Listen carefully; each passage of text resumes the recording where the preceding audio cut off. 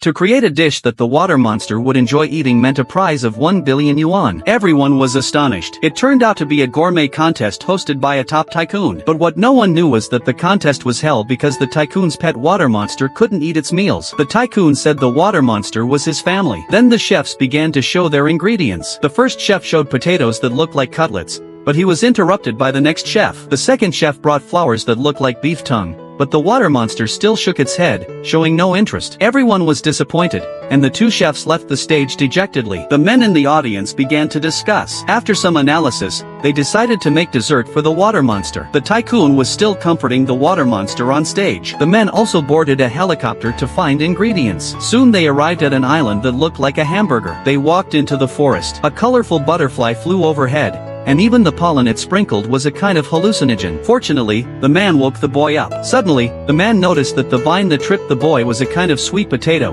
and they began to eat heartily. The man's teammate also arrived at the sea. He used his hair to explore the underwater environment. Suddenly, a giant whale swam out. In the distance, a sea urchin also came. A flying shrimp was catching the sea urchin in the sky. The boy used his hair to help the sea urchin escape. The man in the purple hat also arrived at a beehive in the sky. Suddenly, many fierce bees flew out of the beehive. The man released countless venom with his hands and continued to fly towards the beehive. At the contest site, chefs kept sending food, but the water monster didn't eat any of it. The tycoon recalled growing up with the water monster. The men were also chased by a monster on the island. Fortunately, they jumped onto a rock and the monster let them go. At that moment, a giant turtle roared at them. It turned out that the turtle's territory was where the men needed strawberries, but they first had to solve the problem of the turtle. The man explained to the turtle that they only needed a few, but the turtle attacked the man directly. He had no choice but to fight back. The man hit the turtle so hard that it flew into the air and landed upside down. The men successfully picked the strawberries they needed.